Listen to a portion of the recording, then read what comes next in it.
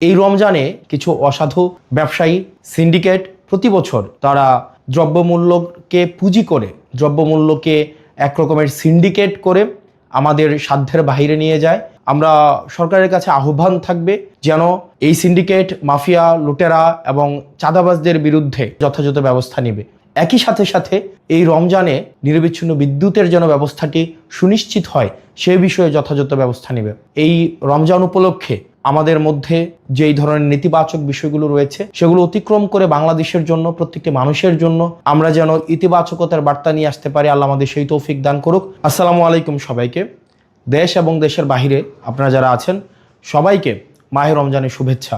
রমজান আমাদের মাঝে প্রত্যেক বছর আসে আত্মশুদ্ধির উপলক্ষ নিয়ে। আমাদের যেই জড়া কুরিপু পরহিংসা পরশ্রী কাতরতা রাগ ক্ষোভ সব কিছুর ঊর্ধ্বে উঠে আমরা যেন আমাদের ইফতার আমাদের সাওম আমাদের তারাবি এই প্রত্যেকটি উপলক্ষের মধ্য দিয়ে আমরা যেন আত্মশুদ্ধির উপলক্ষ খুঁজে নিতে পারি।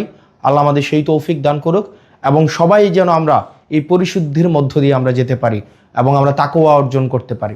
এই রমজানে প্রত্যেক বছর দেখা যায় কিছু অসাধু ব্যবসায়ী সিন্ডিকেট প্রতি বছর এই রমজানের উপলক্ষে তারা দ্রব্যমূল্যকে পুঁজি করে দ্রব্যমূল্যকে এক রকমের সিন্ডিকেট করে আমাদের সাধ্যের বাইরে নিয়ে যায়।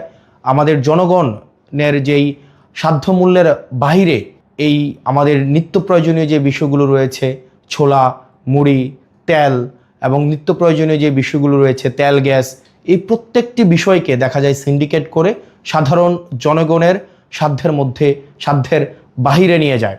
আমরা সরকারের কাছে আহ্বান থাকবে যেন এই সিন্ডিকেট মাফিয়া লুটেরা এবং চাঁদাবাজদের বিরুদ্ধে বিগত সময়ের মতো অন্তর্বর্তীকালীন সরকার গত বছর রোজায় যে ধরনের কঠোর ব্যবস্থা নিয়েছে এবং এই নিত্য প্রয়োজনীয় বিষয়গুলো যেভাবে মানুষের সাধ্যের মধ্যে ছিল এই বছর যেন সাধ্যের মধ্যে থাকে সে বিষয়ে যথাযথ ব্যবস্থা নেবে।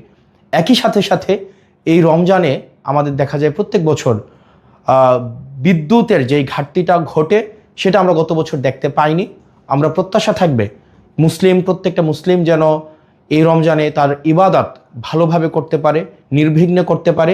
এই জন্য নিরবিচ্ছিন্ন বিদ্যুৎ সরবরাহ যেন ধর্মীয় প্রতিষ্ঠানগুলো এবং বাড়িতে নিরবিচ্ছিন্ন বিদ্যুতের যেন ব্যবস্থাটি সুনিশ্চিত হয় সে বিষয়ে যথাযথ ব্যবস্থা নেবে। আপনারা দেশে এবং বিদেশে যারা আছেন এই রমজান উপলক্ষে আমাদের মধ্যে যেই ধরনের নেতিবাচক বিষয়গুলো রয়েছে সেগুলো অতিক্রম করে বাংলাদেশের জন্য প্রত্যেকটি মানুষের জন্য আমরা যেন ইতিবাচকতার বার্তা নিয়ে আসতে পারি। আল্লাহ আমাদের সেই তৌফিক দান করুক। সবাই ভালো থাকেন সুস্থ থাকেন। রমজান আমাদের মধ্যে রহমত এবং বরকত নিয়ে আসুক।